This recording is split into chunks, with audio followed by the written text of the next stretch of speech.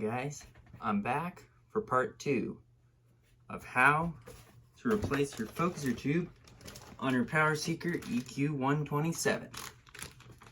In first part, I went through the whole process of how to remove it.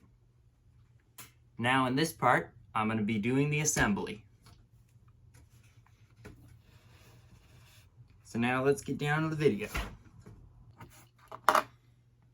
In the previous video, I listed you'll need a Phillips screwdriver and you'll need a 7mm wrench.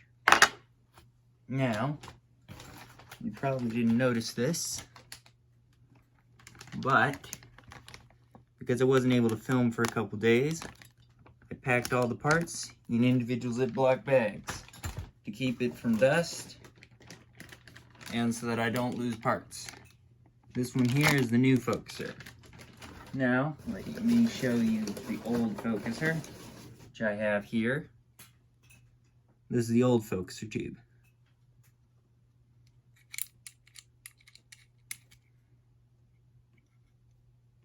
You can see it's not got the lens on here. I've got the lens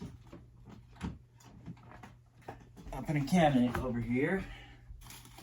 Grab it out. Well, maybe I don't. Ah, there it is. I did have it. Here is the lens. I've had it inside Ziploc bag. Most of the videos I've watched online, they have been able to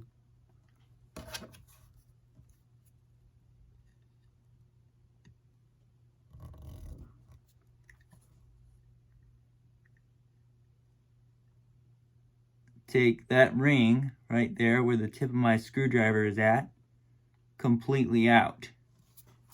I have not been successful to do that. I can try. In here, just a moment.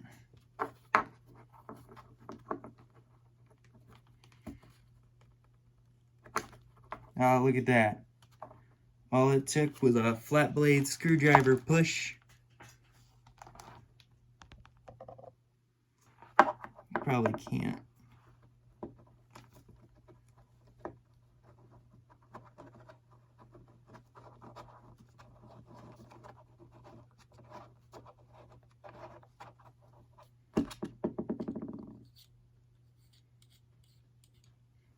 There you go. Ring unscrews.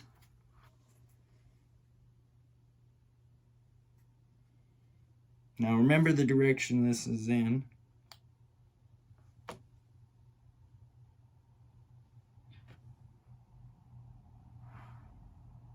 That's what the lens looks like. One thing I'd be curious about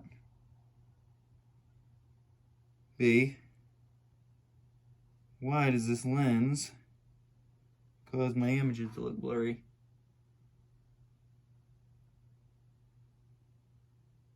Oh, look at that.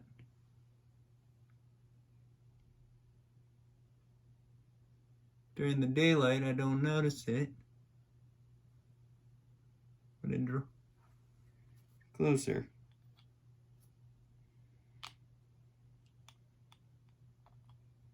I remembered the orientation. I'll go into more detail in a moment later with that one. But let's at least show you guys how to reassemble it. But that part is in the bottom here. And all you gotta do is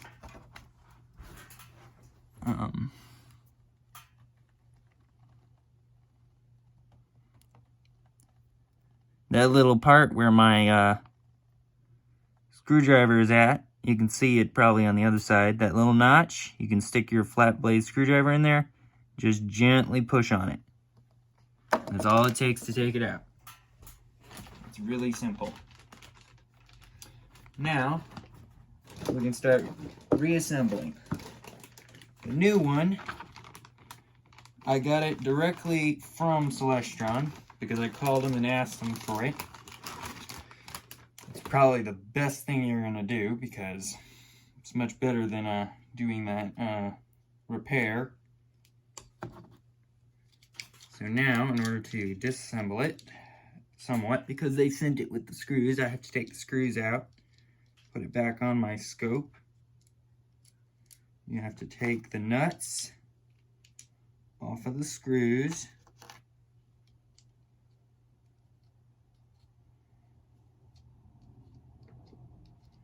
But everything on this one is plastic, just like the old one. It's basically a replacement one.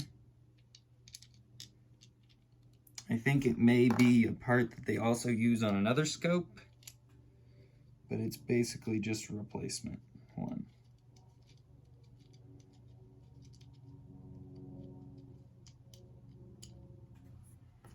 You can find them on eBay, but the only problem I have with the eBay one is it may not be the right one. I was able to get in contact with a seller that sold one, but I did not bother to take measurements on that. Now, see that slot right there? You need to look for that slot, because that's right where the gear slot goes. You slide it right on there like so. Then you take your screw, you put your screw in into the hole. Let me fix it so that I can fix it. I'm gonna put my screwdriver on it to help. Ah, there it goes. It's able to wiggle it right into place. Now I take my nut.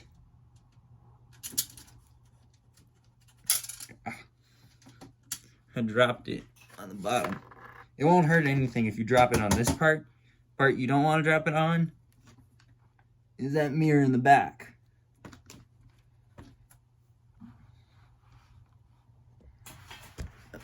Let me adjust so that you can see it better. There we go. Yeah, you can see my toe. Move that out of my way.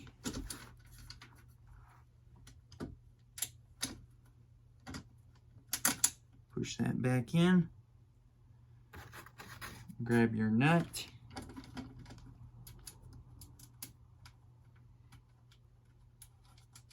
And you pre-start it.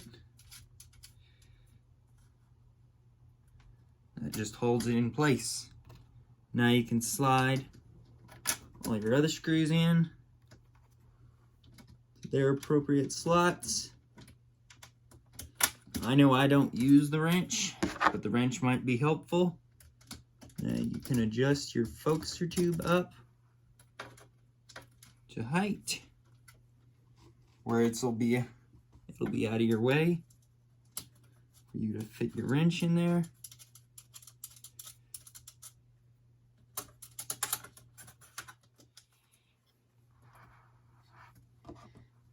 Now let me get my screwdriver set up now, the right one.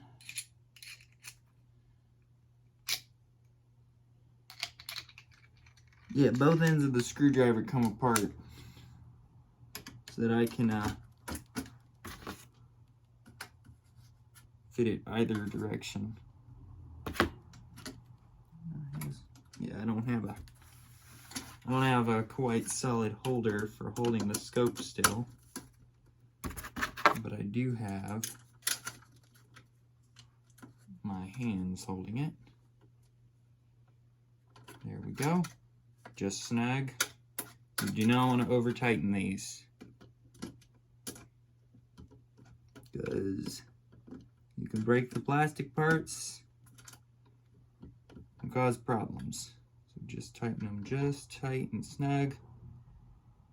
Let them turn, because I have stripped many a screws on this telescope with collimation and everything.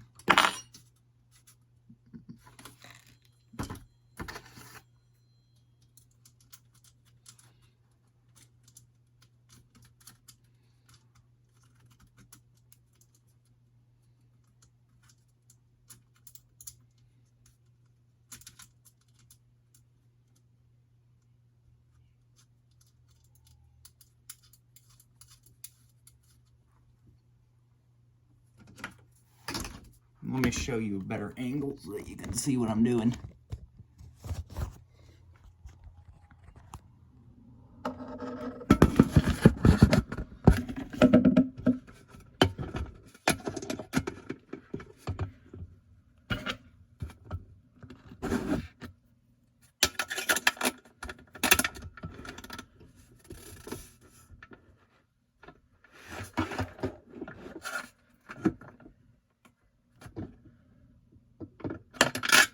There we go.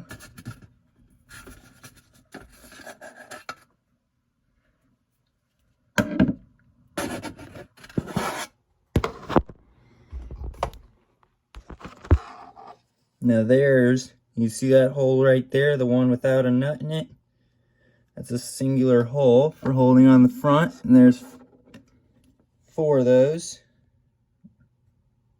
There's also one on the bottom. There. And that's the base plate to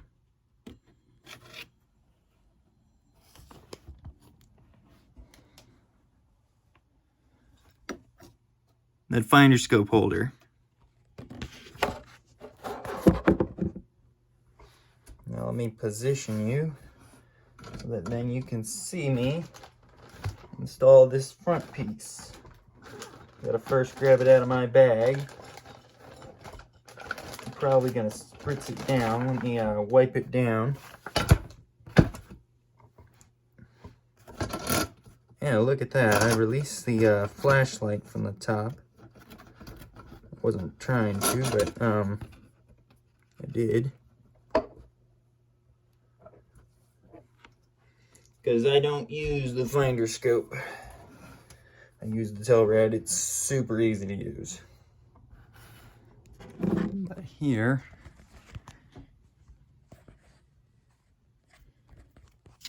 sit you right here. This stuff here is the stuff I use.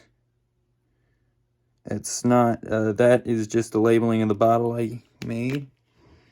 And I use 91% alcohol. There's instructions if you get the DVD, or you go directly to Celestron's website and look up specifications for their owner's manual of cleaning stuff.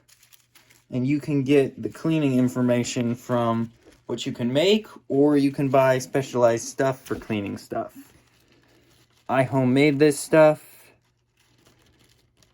and it was the best option.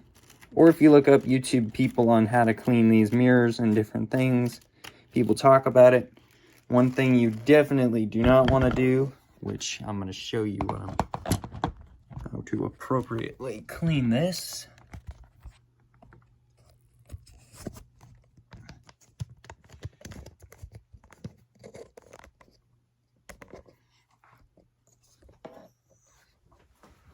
Bring you guys can see what I'm doing.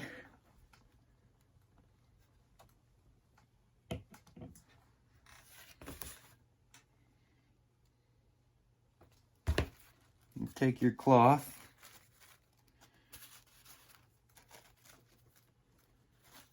or you don't have to fold it, but you can take your they say to spray a little bit on the cloth. I don't find that works. So what I do is you just spritz the mirror, a little bit of your rubbing material, and you might do a couple. You don't want to, for the first scrubs, I did a little bit of just scrubbing it firm. But for the finalized scrubs, you want to scrub it like you're cutting a pie in pie slices. Because what you don't want to bring your dust right back all over the mirror. You're trying to get that dust off the mirror. I'm only cleaning it because I accidentally put a couple fingerprints, but I wanted to clean them off. I want to try to keep this stuff clean.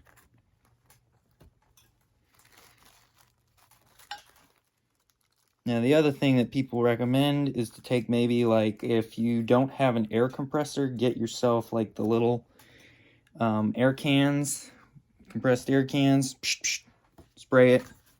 You could blow it with your mouth, but you have warning of you put mist on it. Now, for installation, you make sure your mirror is aligned with your focuser tube, and then you slide it carefully onto your telescope, like so. Then you rotate your front piece so that it lines up. Next, you take your first screw, slide it in. Now these, you are not going to be able to get a wrench inside unless you've removed the rear mirror. I prefer not to remove the rear one unless you absolutely have to. So I just hold it there with my finger and try to line it up as best I can. Then take my screwdriver and screw it the rest of the way in. Now let me position you so that you can see what I'm doing with that. Now here I'm going to show you how to install this part. Slid the screw in there.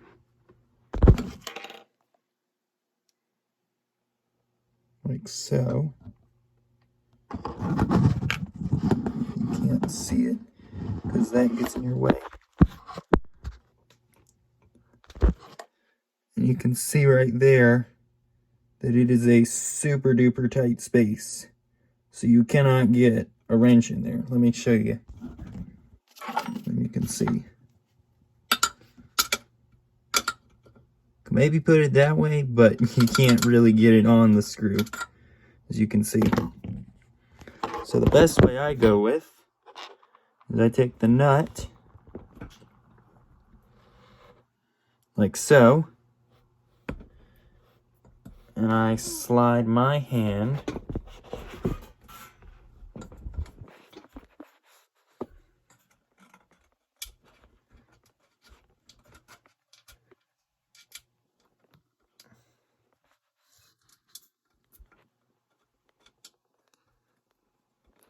in there.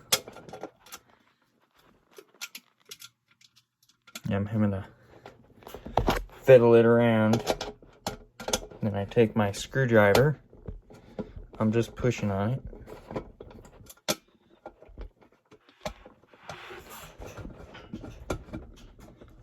Then yeah, it's not wanting to go.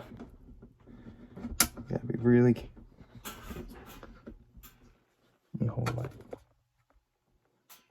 Yeah, sometimes you gotta put your hands in there and restart it. And then once you get it started, you can take your screwdriver, just turn it until it's snug. Snug, and that's good. This piece is made out of metal, but this outside case piece, this piece here, is solid metal. But you still got to be careful because you over tighten it. The casing of the scope, which is thinner metal, will potentially break. Now let me just install the rest of them. There's not much more I can really show you because most of the rest of the process is pretty straightforward. So I think that's all for this video.